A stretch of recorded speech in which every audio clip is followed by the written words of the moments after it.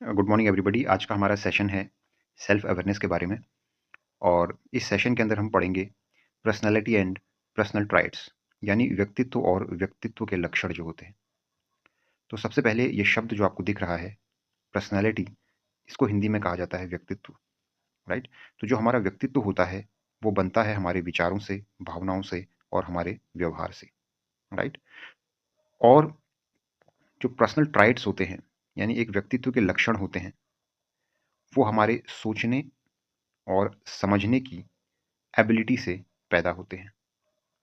और इसमें जो है संस्कृति का भी एक बहुत बड़ा रोल होता है। और जो व्यक्तित्व का विकास होता है हमारा बचपन से, उसमें हमारे इन्वायरमेंट का बड़ा रोल रहता है। यानी किस इन्वायरमेंट में हम बड़े हुए हैं, कैसा माहौल हमारे परिवार के अंदर था, कैसा माहौल हमारी सोसाइटी के अंदर था, वो भी हमारे व्यक्तित्व के लक्षणों को तय करता है।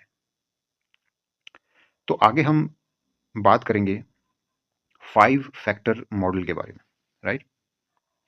हम बात करने वाले हैं 5 फैक्टर मॉडल, 5 फैक्टर मॉडल के बारे में, राइट।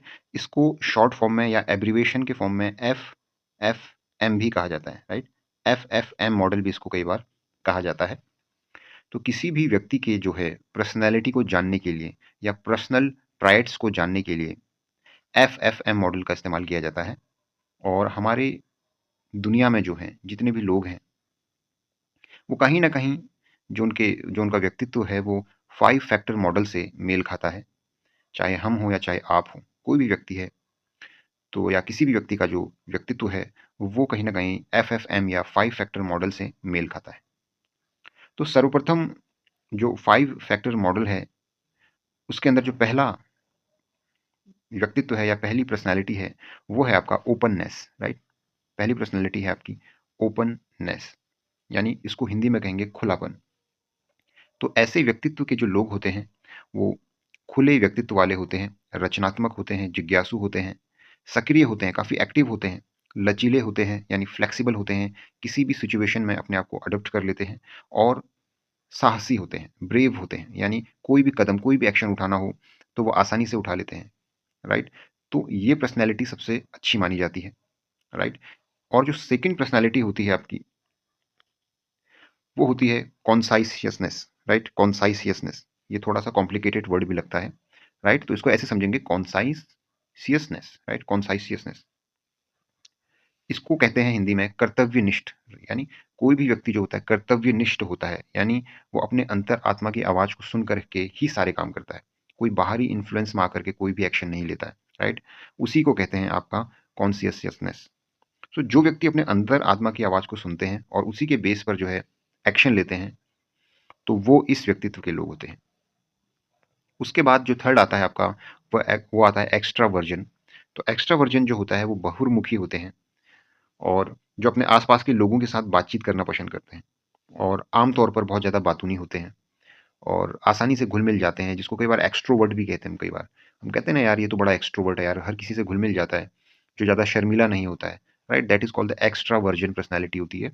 और आसानी से दोस्त बना लेता है, राइट। और किसी भी सभा को जीवंत बना लेता है ना, जैसे चार लोग बड़े शांत शांत बैठे रहते हैं कहीं किसी सभा के अंदर, अगर ऐसा व्यक्ति आ जाए जो एक्स्ट्रा वर्जन है, वो एकदम माहौल को एकदम रंगीन कर देगा, right. That is called the extraversion personality.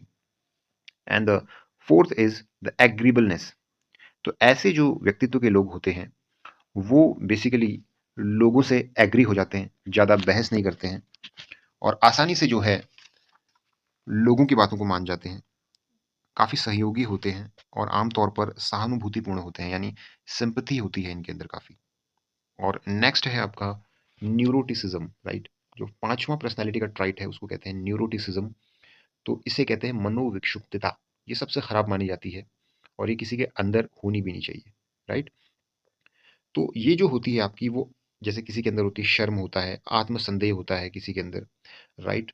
और चिंता करने की बड़ी आदत होती है, खुद पे ज़्यादा संदेह होता है, कोई भी एक्शन उठाएंगे तो पहले खुद पे संदेह करेंगे, सभा में जाने से डरते हैं, राइट।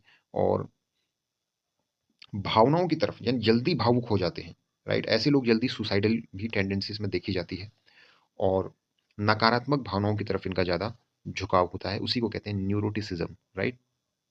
तो ये 5 पर्सनैलिटी के फैक्टर्स थे। आई होप आपको समझ में आ जाएँगे और आप ये ज़रूर अपना सेल्फ एनालिसिस करें कि आपकी इन पाँचों में से कौन से पर्सनल ट्राइट्स में आप फिट बैठते हैं और कौन-सा पर्सनल ट्राइट आपको अच्छी तरीके से डिपिक्ट करता है या डिस्क्राइब करता है। आप इस चीज़ को ज़रूर एनालिसिस करें। बाकी की जानकारी आपको नेक्स्ट वीडियो में